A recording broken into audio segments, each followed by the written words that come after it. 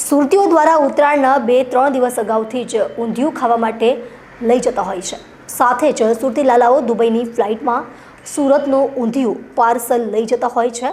સુરતી લાલાઓ ઉત્તરાયણ પર્વ પર હજારો કિલો ઊંધિયું જલેબી ઝાપટી જશે, જેના માટે વેપારીઓને ત્યાં 2 દિવસ અગાઉથી જ સુરતી લાલાઓના મનપસંદ ઊંધિયાનું વેચાણ સાથે બીજા દિવસની તૈયારીઓ પણ શરૂ કરી દેવામાં આવી રહી છે। ઉત્સવપ્રિય સુરત નગરીમાં દરેક તહેવાર ધામધૂમથી ઉજવવામાં આવે છે, ત્યારે નવા વર્ષનો પ્રથમ તહેવાર એવા ઉત્તરાયણ પર્વની ઉજવણી કરવા નગરજનો સજ્જ થઈ રહ્યા છે।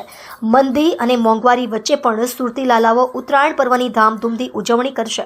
મંગળવાર અને બુધવારે એમ 2 દિવસ આકાશમાં પતંગો વચ્ચે યુદ્ધ જામશે, સાથે અગાસીઓમાં ઊંધિયા જલેબીની જિયાફત માણવામાં આવશે।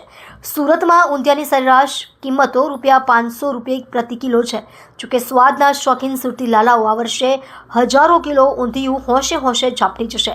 આ અંગે ઊંધિયું બનાવનાર વેપારી જણાવે છે કે દર વર્ષે હજારો કિલો ઊંધિયું સુરતીઓ આરોગે છે। ઉત્તરાયણમાં ઊંધિયું ખાવાની અલગ મજા હોય છે, અને તેમાં પણ ઊંધિયામાં ઉમેરાયેલા તમામ શાકભાજી શિયાળામાં લાભદાયક માનવામાં આવે છે, જેથી લોકો પરિવારો માટે ઉત્તરાયણની વહેલી સવારે ઊંધિયું ખરીદવા લાઈનો લગાડતા હોય છે।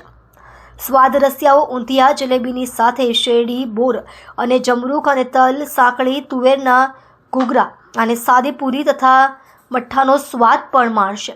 પતંગનો પેચ લગાવવાની સાથે સાથે ઊંધિયાની જલેબીની જિયાફત પણ મન મૂકીને માણવાનો ક્રેઝ છેલ્લા ઘણા કેટલાક વર્ષોથી વધી રહ્યો છે।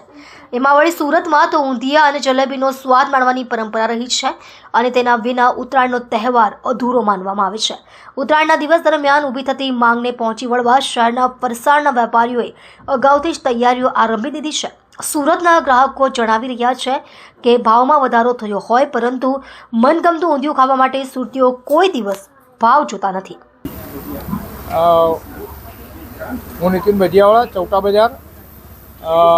અત્યારે ઊંધિયાની સિઝન શરૂ થઈ ગઈ છે, ખાસ કરીને શિયાળો છે એટલે શાકભાજીની મોસમ કહેવાય, અને સુરતના સુરતીઓ એ ખાવા પીવાના ખૂબ જ શોખીન છે, અને એમાં પણ ઉત્તરાયણ આવે અને ત્યારે જો ઊંધિયું નહીં ખવાય તો એ સુરતી નહીં કહેવાય એમ। પરંતુ એક વાતની બીજી ખુશી છે કે હવે ઊંધિયું દેશ વિદેશ લગી જતું થઈ ગયું છે। ખાસ કરીને સુરતમાં જે રીતના દુબઈની ફ્લાઇટ ડાયરેક્ટ ચાલુ થઈ છે, તો લોકો અહીંયાથી દુબઈ રોજ જ ઊંધિયું લઈ જાય છે। પહેલાં એવું હતું કે કોઈક વખત અહીંયાથી લઈ જતા હતા, પણ હવે તો ડેલી અહીંયાથી ઊંધિયું જઈ રહ્યું છે, એટલે વિદેશમાં પણ સુરતી ઊંધિયાની ખૂબ જ ડિમાન્ડ છે। અને આ વખતે અત્યારથી જ લોકો ઊંધિયા માટે ખૂબ જ ઉત્સાહથી અહીંયા લેવા આવી રહ્યા છે।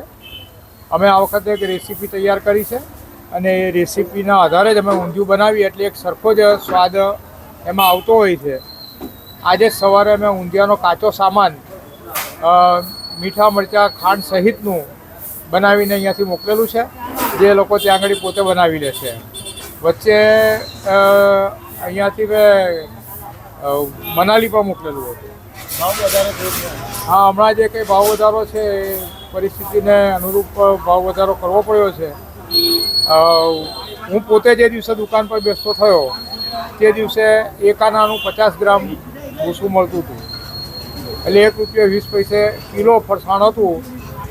આજે મારે ભાવ બોલવો હોય તો મને થોડીક શરમ લાગે કે ₹500 કિલોનો ભાવ બોલવો હોય તો આપણને એમ થાય કે ક્યાં ₹1.20 કિલો ફરસાણ ને ક્યાં ₹500 કિલો।